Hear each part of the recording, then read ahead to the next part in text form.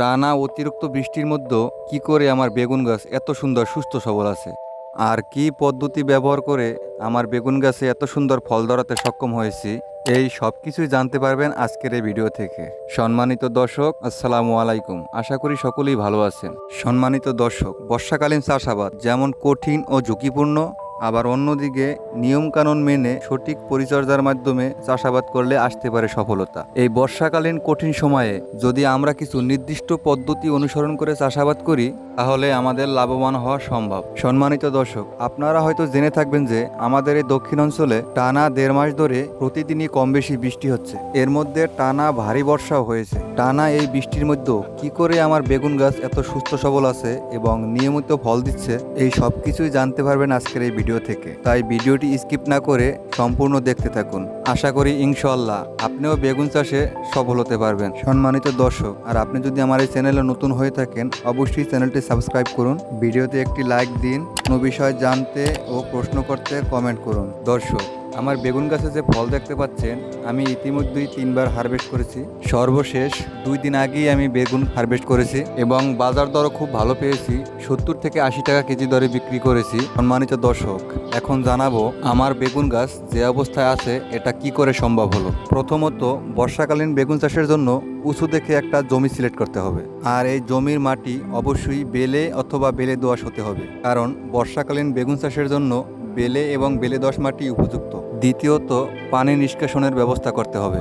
নালা এবং ড্রেনের মাধ্যমে যেন বৃষ্টির পানি বেরিয়ে যেতে পারে সে ব্যবস্থা রাখতে হবে। একটা বিষয় খেয়াল রাখবেন, বেগুন গাছ একদমই পানি সহ্য করতে পারে না। তৃতীয়ত, বর্ষাকালীন বেগুন চাষের জন্য অবশ্যই মালচিং ব্যবহার করতে হবে। মালচিং ছাড়া বর্ষাকালে বেগুন চাষে লাভ তো দূরের কথা, বেগুন গাছ টিকিয়ে রাখাই দুষ্কর হয়ে পড়বে। সম্মানিত দর্শক, চতুর্থ যে বিষয়টা হলো, আমরা চাইলেই বর্ষার সময় গাছে সার ও অনুখাদ্য ব্যবহার করতে পারি না। তাই আমাদের বেড তৈরির সময় পর্যাপ্ত পরিমাণ জৈব সার ও অনুখাদ্য দিয়ে দিতে হবে, যাতে গাছ দীর্ঘদিন খাদ্য নিতে পারে। দর্শক, আপনি যদি জানতে চান কি পরিমাণে সার ও অনুখাদ্য বেডে ব্যবহার করব, তাহলে কমেন্ট করুন, আমি লিস্ট আকারে কমেন্টে জানিয়ে দেব। সম্মানিত দর্শক, 5 নম্বরে যে কাজটি করতে হবে তা হলো বর্ষা উপযোগী সঠিক একটা জাত নির্বাচন করা। আমি যে জাতের বেগুনটি চাষ করেছি তা হলো লালতির শীত কোম্পানির পার্পল কিং জাতের বেগুন। জাতের বেগুনটি সারা বছরই চাষ করা যায়, বর্ষাকালেও খুব ভালো ফলন দেয়। বৃষ্টি ও অতিরিক্ত তাপমাত্রা এবং ভাইরাস সহনশীল এই জাতটা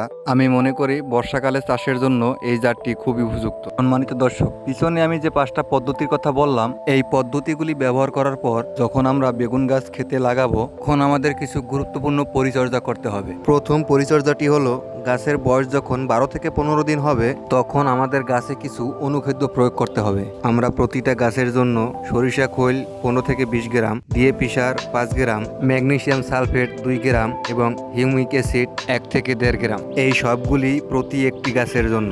এই উপাদানগুলো একত্র করে ভালোভাবে মিশিয়ে গাছের গোড়ার মূল গাছ থেকে 3-4 ইঞ্চি দূরত্বে মাটিগুলো হালকা আলগা করে সারগুলো ভালোভাবে ছিটিয়ে ঢেকে দিতে হবে। এই পরিচর্যাটি করার পর দেখবেন গাছের দারুণ একটা পরিবর্তন আসবে। গাছ গাঢ় সবুজ হয়ে যাবে এবং দ্রুত বৃদ্ধি পাবে। দ্বিতীয় পরিচর্যা, গাছের বয়স যখন 30 থেকে 35 দিন হবে, তখন আবার গাছে অনুখাদ্য প্রয়োগ করতে হবে। ওই সময়ে গাছে হালকা পরিসরে ফল ফুল চলে আসে, তাই ওই সময় গাছ প্রতি 2 থেকে 250 গ্রাম ভার্মি কম্পোস্ট বা জৈব সার, 10 গ্রাম পরিমাণ এমওপি সার, 12 থেকে 15 গ্রাম ডিএপি সার এবং 8 থেকে 10 গ্রাম জিপসাম, এই উপাদানগুলো শুধু একটি গাছের জন্য। এখন আপনার কি পরিমাণে গাছ আছে সেই অনুসারে হিসাব মিলিয়ে নেবেন কিভাবে ব্যবহার করবেন। মালচিং পদ্ধতিতে যদি চাষাবাদ হয়ে থাকে, সেক্ষেত্রে মালচিং এক পাশ থেকে সরিয়ে মূল গাছ থেকে কমপক্ষে 6 ইঞ্চি দূরত্বে মাটিটা হালকা পরিসরে আলগা করে সমস্ত সার ও উপাদানগুলো একত্র করে ছিটিয়ে দিয়ে ঢেকে দিতে হবে। পুনরায় মালচিং টেনে ঢেকে দিতে হবে। দর্শক, বর্ষায় গাছের গোড়া পচা ও গাছ ঢলে ভরা রোগ থেকে বাঁচানোর উপায়, প্রতি 12 থেকে 15 দিন অন্তর প্রতি লিটার পানিতে ট্রাইকোডার্মা 2 থেকে 3 গ্রাম হারে মিশিয়ে গাছের গোড়া সহ গাছের গোড়ার মাটি ভালো করে ভিজিয়ে দিতে হবে। সম্মানিত দর্শক, এই ভিডিওতে স্প্রে সংক্রান্ত কোনো তথ্য দেওয়া হয়নি। গাছের কতদিন বয়সে কি ছত্রাকনাশক স্প্রে করতে হবে এবং কোন পোকার জন্য কি কীটনাশক ব্যবহার করতে হবে এই সমস্ত বিষয় নিয়ে একটি ভিডিও দেওয়া হবে। সম্মানিত দর্শক, পুরো ভিডিওতে আমি যা কিছুই বলেছি সবকিছুই বলেছি আমার নিজের অভিজ্ঞতা থেকে। আমি নিজে যেভাবে চাষাবাদ করেছি ঠিক সেইভাবেই বোঝানোর চেষ্টা করেছি। তারপরও ভিডিওতে যদি কোনো অংশে বুঝতে কষ্ট হয় অবশ্যই কমেন্ট করে জানান, আমি বুঝে উত্তর দেওয়ার চেষ্টা করব ইনশাল্লাহ। ভিডিওটি যদি মোটে উপকারে আসে তাহলে একটা লাইক দিন এবং প্রতিনিয়ত কৃষি পরামর্শ পেতে চ্যানেলটি সাবস্ক্রাইব করুন। ধন্যবাদ এতক্ষণ ভিডিওটি দেখার জন্য। আল্লাহ হাফেজ।